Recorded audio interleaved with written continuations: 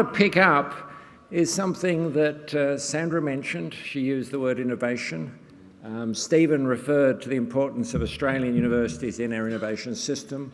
Warren talked a bit about the need for us to be committed to research, and potentially the sector differentiates along research. I want to take that a little further to argue that that is in fact the next reform agenda that the university sector will face. And it's a reform agenda that I personally do not think will be fought on the grounds that most of us in the university sector would wish it to be fought. It will be fought on the grounds of the economic necessity for Australia to transform through innovation. We've seen it here in South Australia in the study that CEDA, Bank SA and Flinders and KPMG put out for Shaping South Australia, where two of the key recommendations focus very much on the university sector, but in the context of the transformation of South Australia, encouraging collaboration between business and universities and commercialising more intellectual property. And it's really that first theme about collaboration between business and universities which is so vital. So why is the question of Australians and universities, as Sandra said, so vital in the innovation system of Australia? Innovation is vital for where we go as a nation. It is the source of new productivity, it's of new opportunities for the state. As part of that system, without a doubt, a healthy R&D system, including a healthy, productive, internationally competitive research sector, which is predominantly in the universities, although one should put my old employer CSIRO in that mix, is critical to that innovative economy. But now let me make one comment which times when I make it horrifies my colleagues in the university sector. R&D is not of itself innovation. Innovation is about new products, it's new outcomes, it's doing something different, it's generating some value. R&D may lead to that, R&D may incentivise it, R&D may solve some of the problems towards that end, but of itself, R&D is not innovation. So if R&D is not the driver of innovation, it may be a partner in that thing, what does drive it? The innovation, in my opinion, because it is driven by new opportunities, new markets, new challenges, new policies, is driven by market needs, challenging customers. The latter can lead to innovation, can assist innovation, but the R&D plays into that space not as the lead. And I don't think in this country we have yet really understood that that involves a much more sophisticated partnership between the business and the community sectors who will know about those opportunities and universities. Now that does involve some changes inside universities, and I could spend time on the barriers, the culture changes. It equally well meant something about industry. So let me, towards winding up, make a couple of comments, and I want to put a couple of figures before you, the challenge that all of us face in this area. The 2013 Australian Innovation System Report, and I quote from it, "An implicit characteristic of high-performing innovation systems is the actors within it." You love these words that policy wonks put in. That's business and universities and everybody else.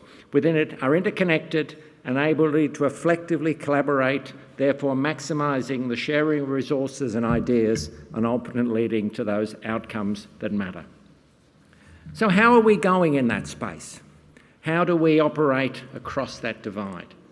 And there's some good news. Here in South Australia, I pass out of the University of Adelaide, the Walk Centre at the University of South Australia, NanoConnect, and the Medical Device Partnering Program at Flinders are examples of great connectivity that brings people together, shares understanding, trust, and so on, and builds the trust that's so necessary.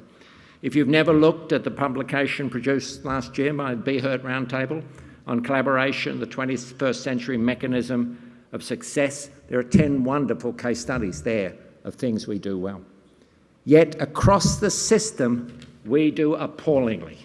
And I really can find no better verb to challenge people with. Earlier this year, the four academies, operating as the Council of Learned Academies, produced a report for the Chief Scientist of Australia entitled "The Role of Science, Research and Technology in improving Australia's productivity. I commend the report to you. It's on www.dacola.org.au. In there is a graph, a spectacular graph, which says the percentage of firms. Remember that firms, in a sense, in my opinion, are the drivers of innovation. They connect to the market, etc. Firms that are collaborating on innovation with higher education or public research institutions. Australia in the OECD is at the bottom end of that graph. You can hardly see Australia's performance. It's worse than Mexico, Chile, Brazil, and far, far away from the best, which are, interestingly, Scandinavian countries. High-cost countries, countries with high-performing manufacturing sectors, and a great commitment to social equity and social welfare. Now, if you think that's just a case of a university vice chancellor saying, well, the solution to that is pump more money into the front end, you'll have a different debate from me. But let me now quote you figures from, in fact, the Be Hurt Roundtable, and out of some analysis done a couple of years ago, and I hardly suspect it's changed. This was a survey of the percentage of respondents reporting an increase in productivity from the previous year. The date was 2010-2011. For businesses that did not innovate, collectively they reported 18.4% in productivity. Innovators that did not collaborate, so this is a self-judgment whether you're an innovative company, returned 32.7%. Innovators that collaborated, presumably with business or overseas, went up by 39%. Those innovators, and there are a number in Australia, there's some great examples here in South Australia, Red Arc, a number of other companies that collaborate with public institutions, went up by 62.9%. So there is, I believe, a compelling case that improving that connectivity between universities and business will lead to a significant return to Australia, generating the economic wealth that Australians need to put into higher education. But it will not change, I believe, unless we in the university sector recognise some of the problems are with us: culture, reward systems, approach to various bits and pieces, and in particular how to solve problems which are important for business but don't necessarily lead to that swanky new publication, etc. So I'll be the first to say, bomb for my colleagues, we've got to change our practices, our reward systems. At the same time, it's important that business has a communication. Universities are not business. We can share that commonality. So I encourage you, if you've never talked to anyone, start talking to a university, start exploring what's possible. But the flip side for public policy, I believe this is the next reform agenda. And you can hear it from Minister McFarlane, the fact that industry returns, that innovation has to be the reason we put money in R&D. And I think the challenge for my colleagues will be the next few years we'll see that very much on the public agenda. Thank you very much.